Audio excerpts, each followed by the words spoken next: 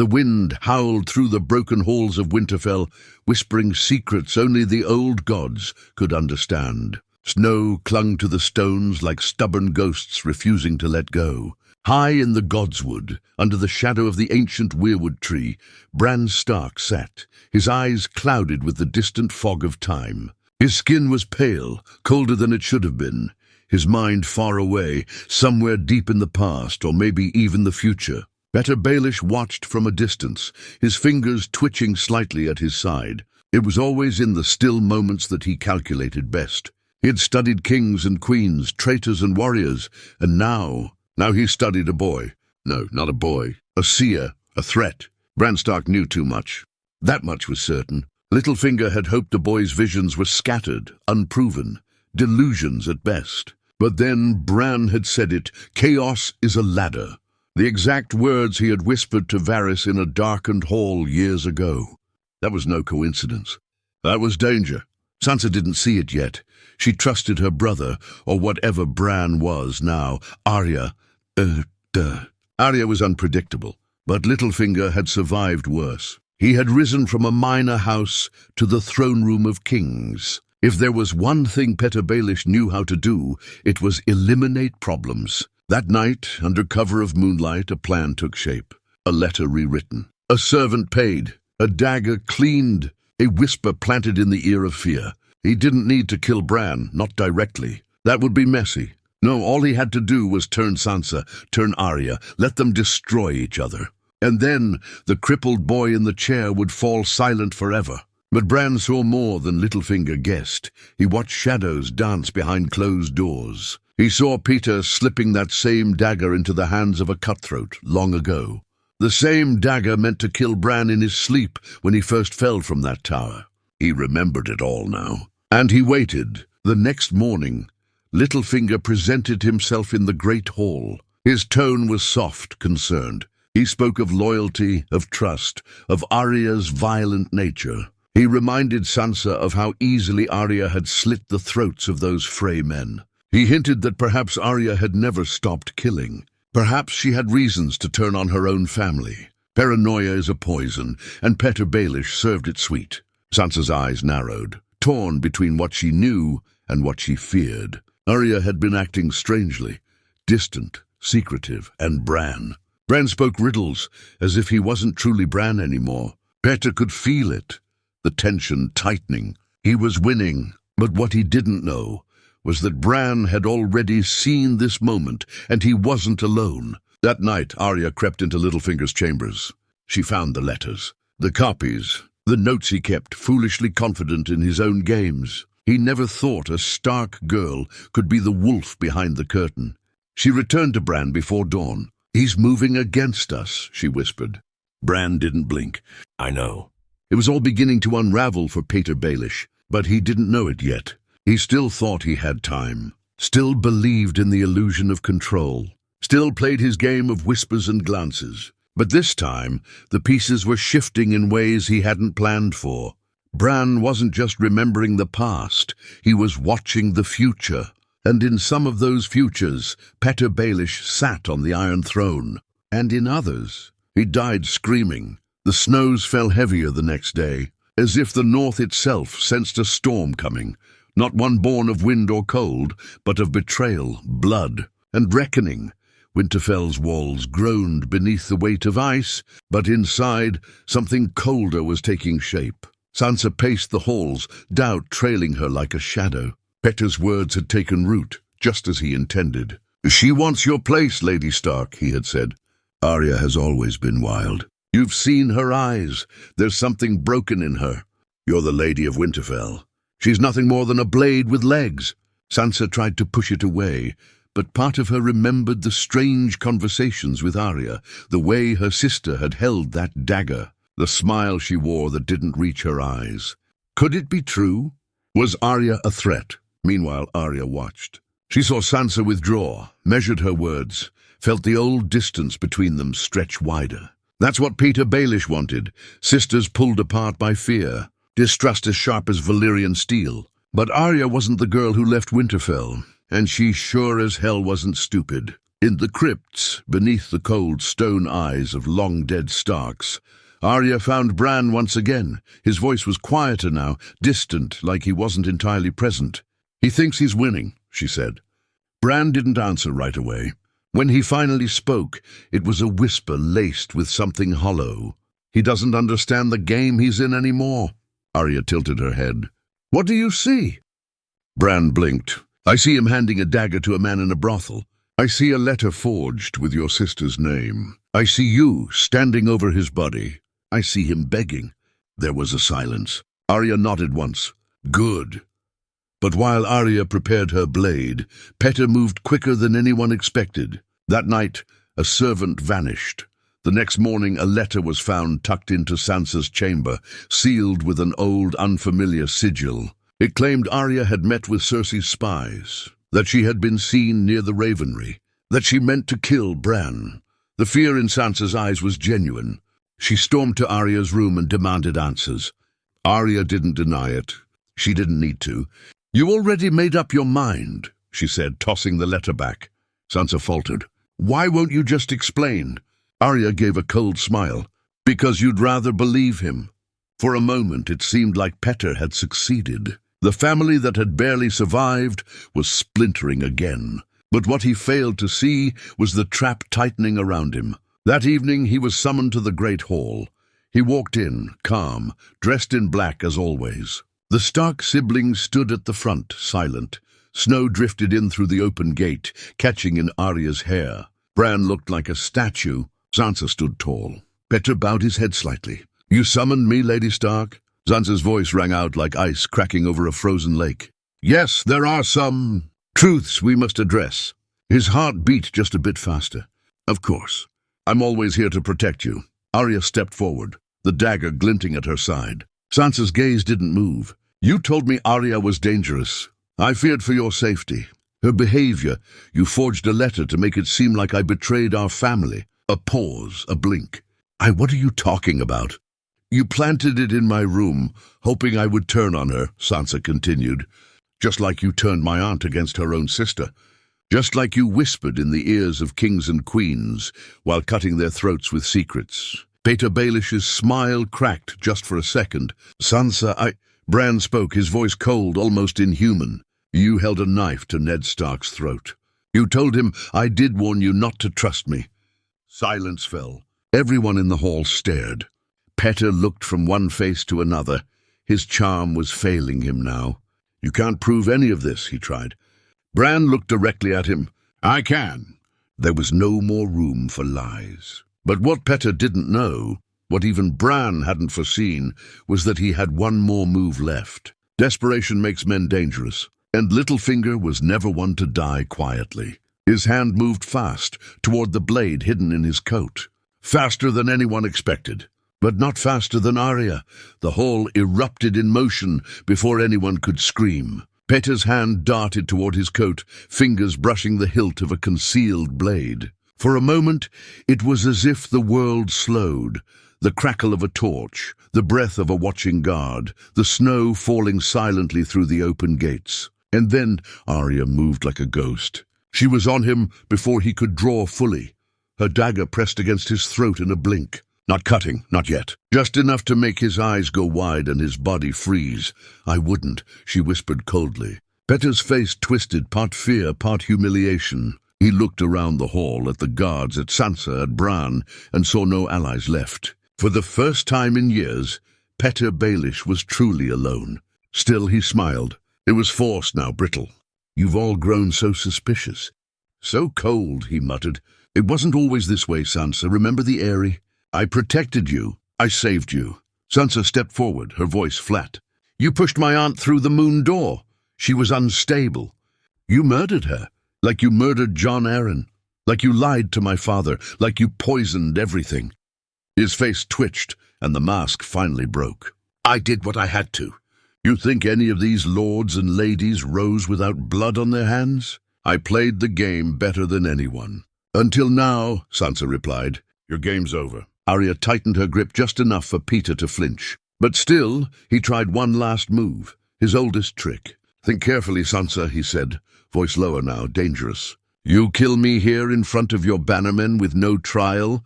What will they say of the Lady of Winterfell then? That she lets her wild dog of a sister do her killing? That she listens to a crippled boy who mutters madness? A few whispers passed among the gathered crowd. Some of the northern lords looked uneasy. Petter saw it among the gathered crowd. Some of the northern lords looked uneasy. Petter saw it. Hope flickered in his eyes, but Sansa didn't flinch. She turned to the hall, raised her voice. Lord Baelish is no lord. He is a traitor, a murderer, and everything we accuse him of, he knows to be true. Bran's voice followed, distant and cold. He betrayed my father, set off the war, sold Sansa to the Boltons, lied to Lysa Arryn, whispered chaos across kingdoms. Then Sansa spoke the words that sealed his fate. Let the North remember who you really are, Petyr Baelish. Petyr looked into her eyes. For the first time, there was no warmth there, no pity. Please, he whispered, voice breaking. I loved your mother. I loved you. Sansa's voice didn't change. And yet, you sold us both. Arya didn't wait for another word. The dagger moved fast, clean and silent. Petyr Baelish fell to the floor in a sprawl of black and red. No gasps, no screams, just the cold stare of the North upon him. And in the silence that followed, Bran blinked. But something changed. His head tilted slightly, his lips parting, not in surprise, in confusion. I didn't see that, he whispered to himself. Arya looked up. What? Bran's voice was distant again, like it was echoing from a cavern far away. That wasn't how it was meant to happen. The room began to empty, but Bran sat still, his gaze shifting toward the window, toward the trees, the past, the future. Because in one version of the future, Petyr Baelish escaped. In one future, he ran south, lived in the shadows, and came back wearing a different face. And in some, he never died at all. But which future was this now? That night, Arya slept light, her dagger close. Sansa stood at her window, watching the snowfall turn the courtyard white again. And Bran? Bran watched the timelines ripple. Somewhere, something had changed. Petyr Baelish was dead, but his shadow might not be. The days following Petyr Baelish's execution were quieter, but not peaceful. The snow kept falling, blanketing Winterfell in silence. Yet beneath that silence, there was unease, like the calm after a scream, not before one. Sansa walked the halls with more certainty now. The lords respected her. She had shown strength. She had rid the North of a snake. Still, at night, she couldn't sleep. Not because she felt guilt, but because of something else. It was the way Bran had looked at Baelish's body, the way he had whispered. That wasn't how it was meant to happen. What did that mean? She visited Bran the next morning. He was in the Godswood again, of course, still and silent beneath the red leaves. The same place where Littlefinger had once tried to weave his web. Now that web had snapped, but the spider's shadow lingered. Bran, she said quietly, sitting near him, you said you didn't see it. What did you mean? Bran's eyes didn't move. In most paths, he escapes. Sansa frowned. But he didn't. I know.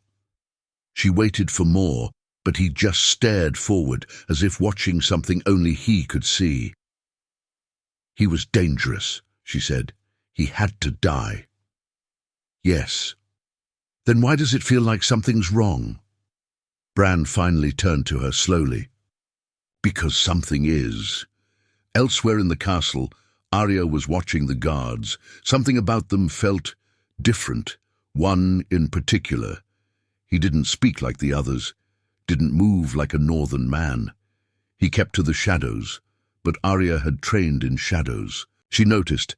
She followed him that evening, barefoot and quiet, her breath invisible in the cold. He slipped through the courtyard, behind the stables. She crept behind, silent as a falling leaf. He reached the edge of the wall and removed his helm. It wasn't a face she recognized, but it was one she'd seen before. And then he pulled off more than just a helmet. He peeled away skin. A mask. No. Her blood went cold. It was Peter Baelish, alive, standing under the moonlight. Arya stumbled back a step, but he didn't chase, didn't attack. He just smiled and vanished into the trees beyond Winterfell's outer wall. She ran, back to Bran, back to Sansa. "He's alive," she said, breathless. "I saw him. Petter, I saw his face. He pulled it off." Sansa's eyes widened, confusion turning to horror. "That's not possible. You slit his throat. We all saw it." Arya nodded. "We did, but someone else is wearing his face now." Bran was already deep in the weirwood's visions, his eyes clouded, his breathing shallow. "I'm looking," he whispered. He drifted, and what he saw chilled him more than he thought possible. The timeline had splintered. Baelish had planned for his death, not because he saw it coming, but because he always planned for everything. And in some part of the world, in the corners Bran rarely looked, someone had taught Petter Baelish a magic darker than Valyria, older than men, the kind that wears faces and rewrites stories, the faceless men. Baelish had bought their secrets, and now he was using them. Bran pulled back from the vision with a gasp. His nose bled, something it hadn't done since he first warged into Hodor. That scared him. "Someone's altering the story," he muttered. Arya looked at him. "You mean changing time?" "Not time, fate." Bran looked up at her, truly afraid for the first time. "He's not playing the Game of Thrones anymore," Bran said. "He's trying to break the board." Winterfell had killed Peter Baelish, but something wearing his face had risen from the ashes, and it was coming back for all of them. The wind outside howled like wolves mourning a death they couldn't explain. Inside Winterfell, the fires burned lower, as if afraid. The Stark siblings gathered in the war room that night, Sansa, Arya, and Bran, surrounded by maps and silence. "What do we do?" Sansa asked, her voice tense. Bran didn't answer immediately. His gaze had become something inhuman, watching worlds that didn't belong to him anymore. "He's not just hiding," Bran finally said. "He's moving, south, fast, and he's not alone." Arya's jaw clenched. "Faceless men," Bran nodded. "Not just one, a few, maybe more. I can't see clearly. They move between faces. They confuse the threads." Sansa narrowed her eyes. Why would they help him? They serve death, order. "They serve the one who pays," Arya replied coldly. "And Littlefinger. He's been preparing for this longer than we knew. Gold, secrets, faces. He always thought 10 steps ahead." Bran lowered his eyes. "He made a deal, one that changed the balance." Sansa leaned in. "What kind of deal?" "I don't know yet," Bran admitted. "But I saw something, a name written in blood, a place, Old Town." Arya's eyes darkened. "Then that's where he's going." Sansa stood back, thoughtful. "We can't follow him, not all of us. It'll look like we're abandoning the North." Arya didn't hesitate. "I'll go." "No," Sansa said. "Not alone." They turned to Bran, but Bran shook his head. "I can't leave Winterfell, not anymore.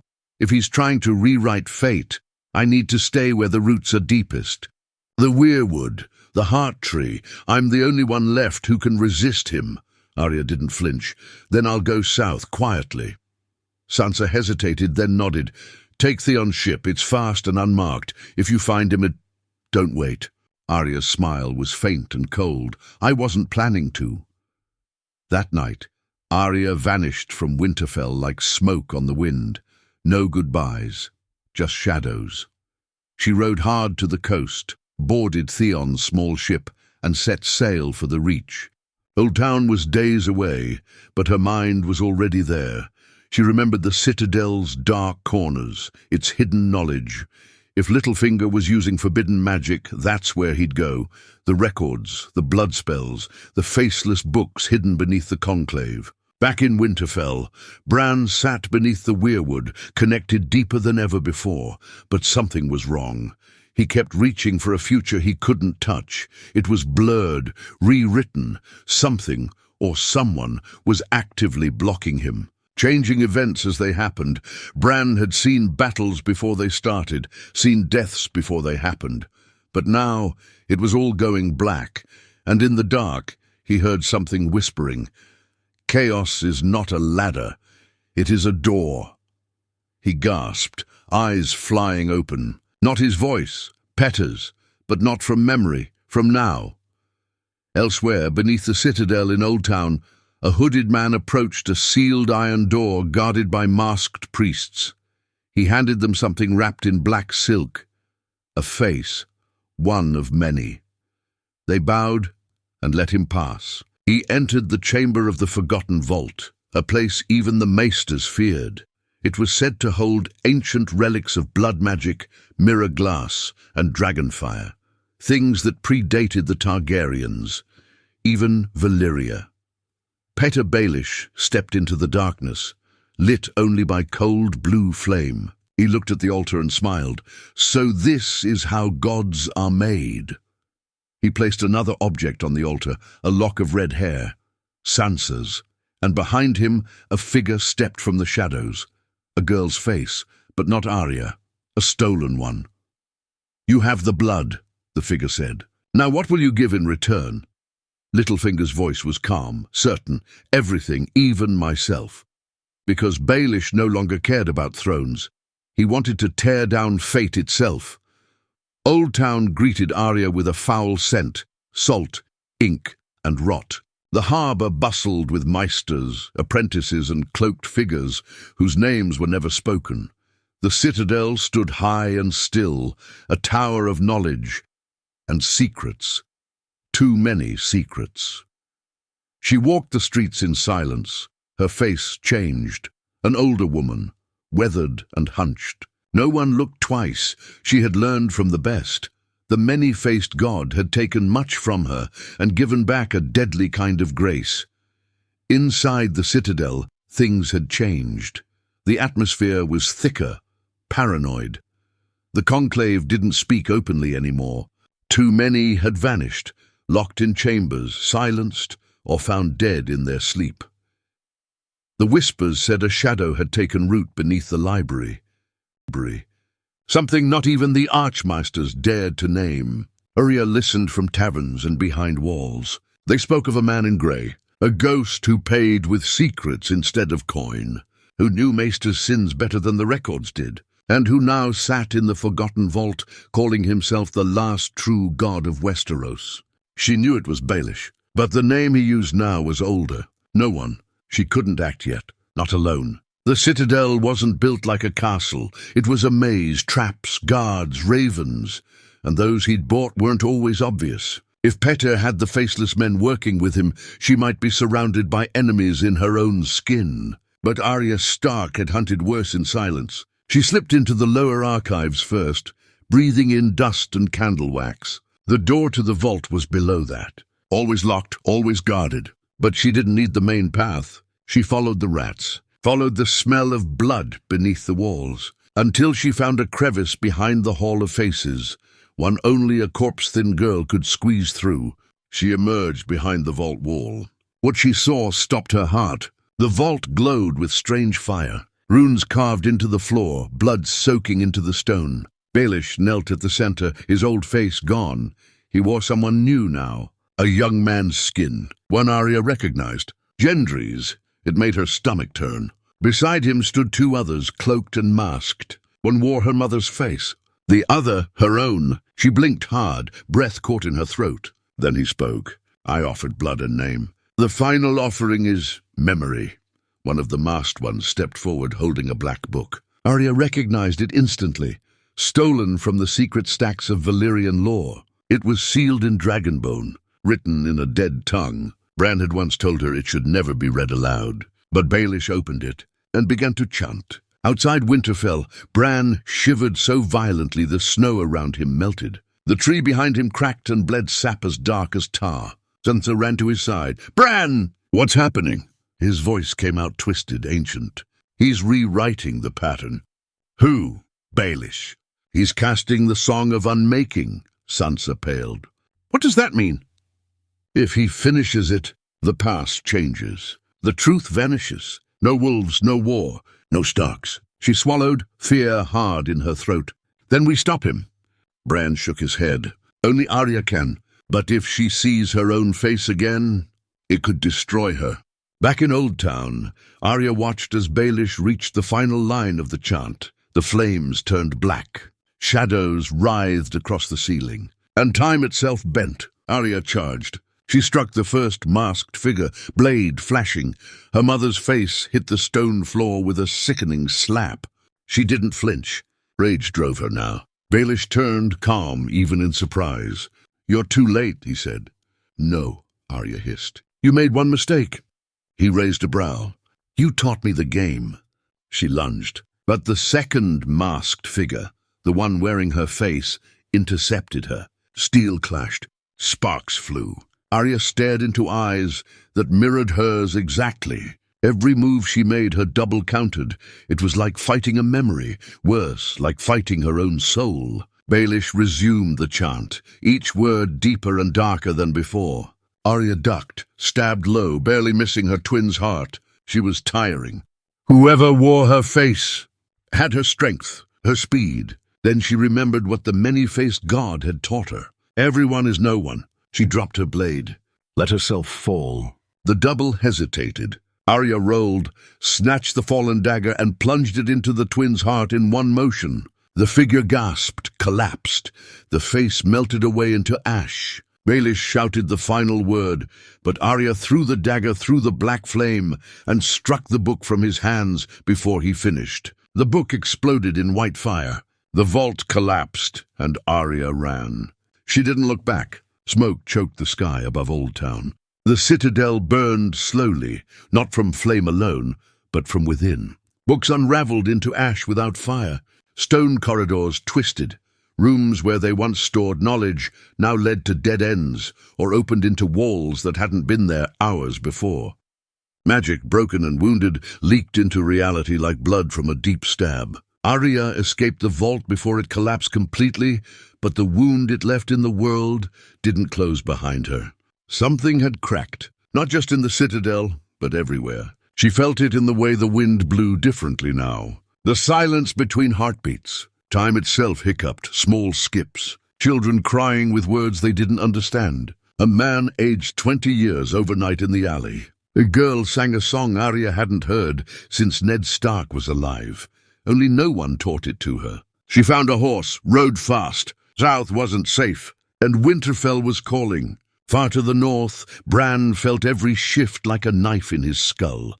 The roots of the weirwood groaned with the weight of corrupted time. He had tried to hold the threads, but Baelish's half-finished ritual had left them tangled, bleeding, broken. He wasn't just seeing the past anymore, he was bleeding into it. He would blink and find himself in the body of a raven 300 years ago, or looking through the eyes of a Targaryen prince in the heat of battle. It wasn't natural. It wasn't safe. He spoke in tongues now, in dreams and in waking. Sometimes Sansa would find him whispering to ghosts that weren't there, or staring at a wall, not blinking for hours. But he always repeated one thing: he's still alive.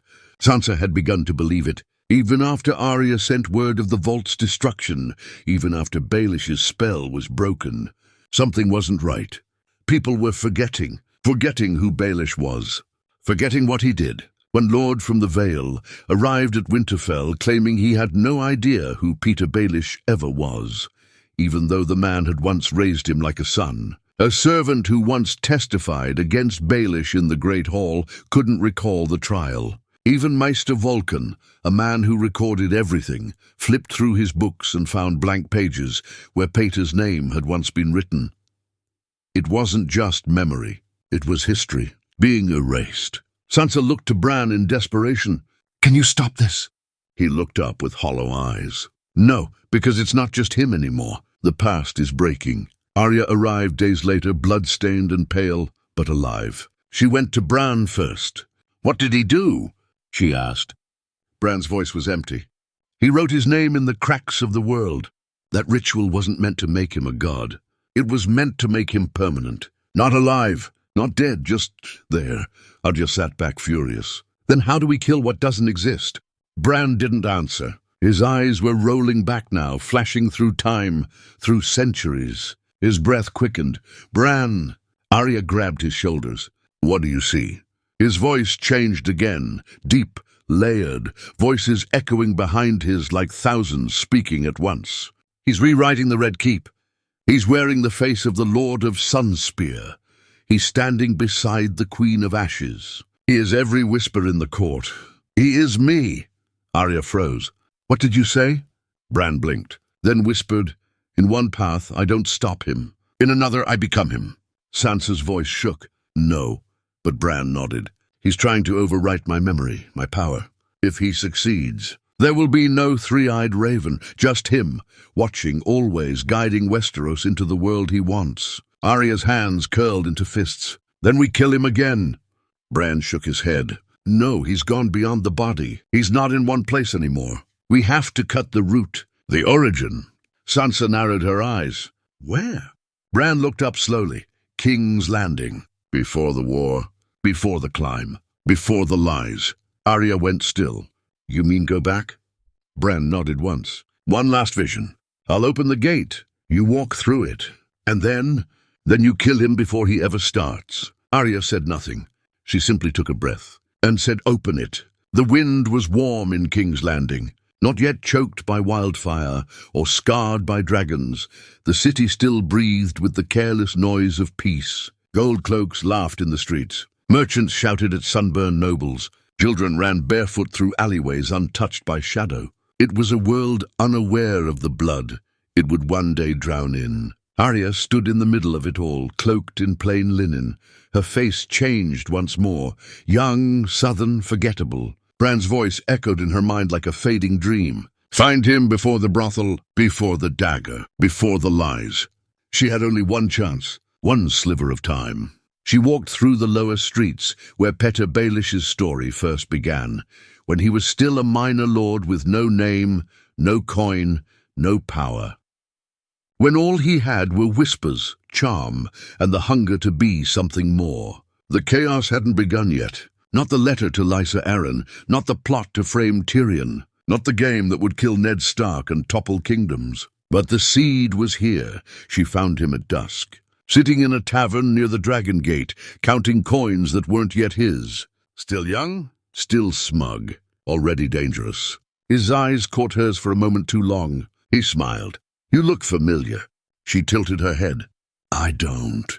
He rose from his seat and approached, walking like a man who believed the world would kneel one day. What's your name? Elaine, she said. He blinked. That was the name he would one day give Sansa to hide her in the Vale. Hearing it now put a flicker of confusion in his face. She could see it, the smallest crack in his composure. He felt something wrong but couldn't place it. She could see it, the smallest crack in his composure. He felt something wrong but couldn't place it. You're not from here, he said softly. Neither are you. He chuckled. True enough, and yet I feel as though I belong. This city has cracks, and cracks are where power leaks. He was already speaking in riddles, already playing the game. Arya smiled politely. I hear you're good at finding cracks. Petyr stepped closer. I hear you're good at slipping through them. It was too early to kill him. Too many eyes. Too many chances for the timeline to reject the change. She had to be precise, clean. She had to end his ambition before it bloomed. If she struck too soon, something worse might take his place. So she followed, watched for days. Saw him whispering to merchants, bribing scribes, leaving notes under wine barrels, courting Lysa's messenger behind the sept of Baelor. Every piece of the web just beginning. Then came the night. He entered a private room in a quiet brothel, one Arya recognized from the future. The same place where he'd first blackmailed a noble, where he'd whispered to Varys, where he first claimed to hold power through secrets, not swords. Arya was already there, hidden in shadow. When he entered, she stepped out. His eyes flashed with confusion. Elaine? She didn't speak. She removed the false face. Let him see the real one, the stark face, the wolf. His eyes widened, recognition, horror, and something else. No, he whispered. You're not supposed to be here. He reached for a blade beneath the desk. She kicked the table into him before he could draw it. Fast, brutal, practiced. He crashed back into the wall, stunned. "I killed you once," she said, voice low. It didn't stick. He staggered up, coughing. "You think this will stop it? Time bends. You kill me here. You kill yourself too. We're connected now. Your brother made sure of that." "He made a mistake," Arya growled. "I made you," Baelish hissed, eyes burning. "You are the result of the world I shaped. You're my shadow." Arya stepped forward. "Then I'll unmake you." He lunged. She was faster. Steel flashed. A clean stab through the heart, straight and deep. Not a whisper, not a speech. Just a kill. Baelish gasped, blood already filling his mouth. His eyes locked on hers. "You think you win," he choked. "But I—" was always the story. He fell.